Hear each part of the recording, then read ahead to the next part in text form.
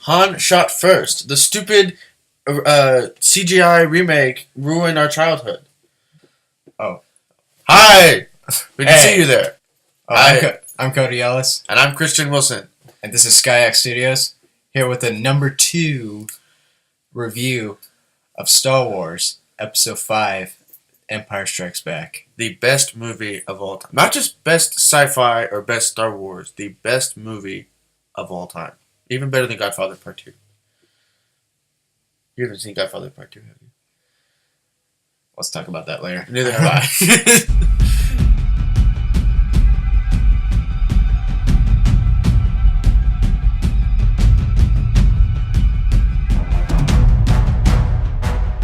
So anyway, let's talk about the good things and the bad things about Empire Strikes Back.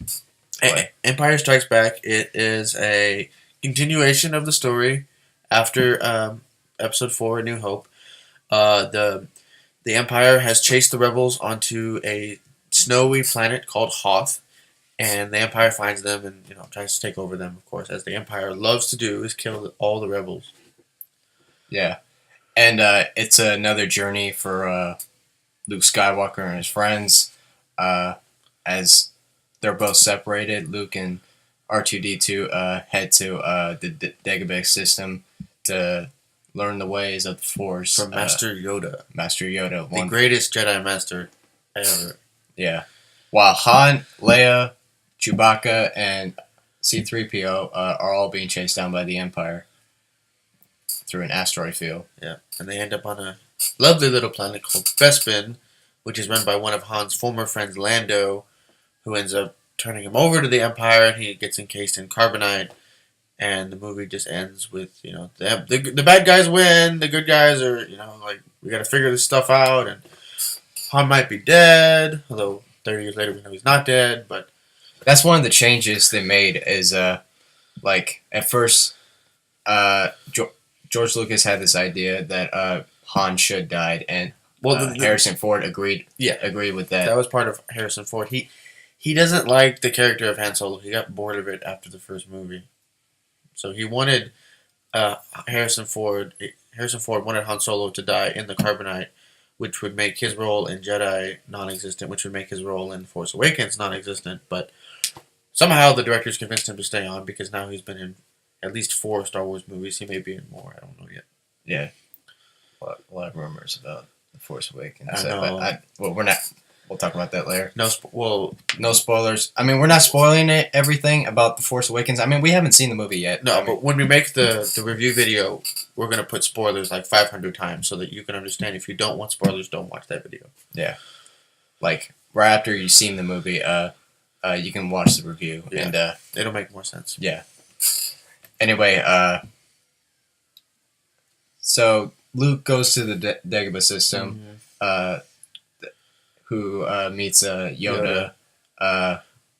To train him. And one of the things I love about Yoda is that in Empire Strikes Back and Return of the Jedi, when they have Yoda, he's very methodical. He's very mystical. He's very at one with the Force. It's not the stupid scientific principle that we come up with in The Phantom Menace, Attack of the Clones, and Revenge of the Sith. It is more ephemeral than that. It is just simply this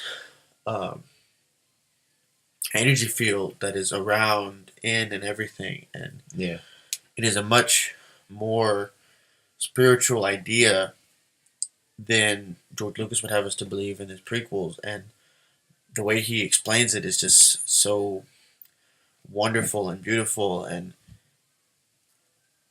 the fact that we have this little 2 feet tall Muppet that can do these wonderful things. Like he pulled the X-Wing out of the swamp. Like Yoda he's meditative. He's not a warrior. He doesn't attack. He's one with the Force. Yes, he uses his mind, not his body. And great thing about Yoda is that even though they made him a Muppet, but having him with Luke talking about the ways of the Force and how to be a Jedi really bring the character to life. Yes. Like it's a character that we all know and love growing up, and all these other characters, and like people can look past Yoda as being a Muppet more as being a living creature. Yeah, I know. And in fact, George Lucas and I think some other people loved Frank Oz's performance of Yoda so much that they wanted the Academy Awards or whoever it is that they wanted to give him the like best supporting actor or whatever it is. Yeah, I guess. They were going to give that to Yoda or to Frank Oz, Frank Oz. but apparently puppets don't count as characters or actors, and I'm like, his performance is amazing. Like, yeah, he was using a plastic apparatus, but the fact that he was using the plastic apparatus so well that it looks like a real creature, and the dialogue and the who the character is deserves an award. And I'm surprised nobody agreed with Lucas because it is one of the most iconic monologues, most iconic characters in movie history. Right. And Luke, like when he goes to the Dagobah system, we start to experience him going through the tunnel to experience what the dark side looks like. Oh, the tree. Yeah, the tree. Like, for anyone who doesn't understand that, I think that's what it is like going through the trees and you start to see what the dark side looks like, Mm-hmm. and he sees himself as Darth Vader. Yeah. Yeah, like Which is major foreshadowing for the end of the movie whenever Darth Vader reveals, I'm your dad, dude. Like, it's major foreshadowing. We like at the beginning of the movie, whenever we have Luke being attacked by the Wampa, Lucas had the idea for the Wampa. Like, there's other deleted scenes that shows the Wampa in the Rebel base whenever the Empire is coming to attack them, so they have to worry about the Empire and the Wampas. Um, so it was an idea that he had, but he wasn't really sure if he was going to put it in the movie until after Mark Hamill had gotten into a car wreck, and he had these scars all over his face, and so Lucas needed to figure out a way. What am I going to give a reason for why my character is all scarred up? And so that's when he was definitely going to use the Wampa, and he's added to the Wampa scene. Originally, like, we never saw the full body of the Wampa because the costume was just falling apart and technology was not as up to date as it is now. but they made him like a little uh, uh, puppet. Yeah. Yeah. Like, it was a hand puppet for the face, and then it was like a stick with the arm to reach out at Yoda, let Luke. And it was stop motion whenever he moves. And, Yeah. The Tauntauns are stop motion. The Wampa's probably stop motion too, but the Tauntauns, I love the stop motion of the Tauntauns. Yeah. Um, Yeah, I never knew about the car accident that Mark Hamill was in. Yeah. Like, that would explain why his scars look real. just because they are. Yeah. No, but like the cool thing about Empire is that, like, there's episode 4, it comes out. It's very good, but it's very gritty. It's you look at Darth Vader's costume between the two movies. He has like this the undercloak. Like, there's the main cloak he has, and then there's the undercloak that covers both sides of his breastplate. In episode 4, it covers the chest plate he has here, whereas in episode 5 and episode 6, his chest plate is much broader, and you can definitely tell the difference between the gray and the silver that's throughout it. And the cape that was covering his the sides of his breastplate are a bit further down. Huh. And the suit looks newer, it looks shinier, it looks more like this is a robust suit, not just a thrown together suit like in the other one. So episode 4, it was good. Like, I'm glad that George Lucas made it, because without it we wouldn't have episode 5 or any of the other ones. But it's almost like episode 4 was like, we'll have a preliminary idea, let's just give this to the fans, see if they like it, and then because they liked that one so much, they could do more with episode 5, where they were like, let's clean this stuff up, let's make it look better, look nicer, and then that's when they introduced the Imperial March. Darth Vader's theme came out in episode 5. It's one of the greatest pieces of music in general, not just cinema music. He gets his own super Star Destroyer, which is bigger than the other Star Destroyers. Um, I mean, he's second in command of the entire galaxy after the Emperor. I mean, you'd think he'd have a big Yeah. ship. Yeah, like that's a great thing about the trilogy is it leaves you on a cliffhanger. Yes. Yes. Like A lot of people at first it was like good, but then it gets to where it gets pretty dark in the middle. Yeah. Yeah. And that's what it was in Empire Strikes Back when they try to escape from Darth Vader and the Empire.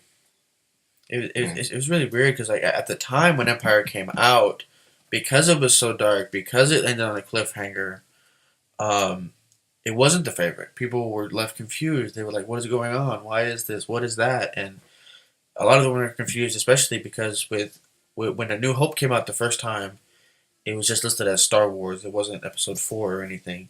And then when they released Empire, it was released as Episode 5, and so people were And like, people were confused about it. yeah. And so it wasn't the favorite at first, but now, like after, we have the trilogy and people like see it for the piece of cinema that it is. It is the best movie, and like without it, we wouldn't have the rest of the movies we have. Well,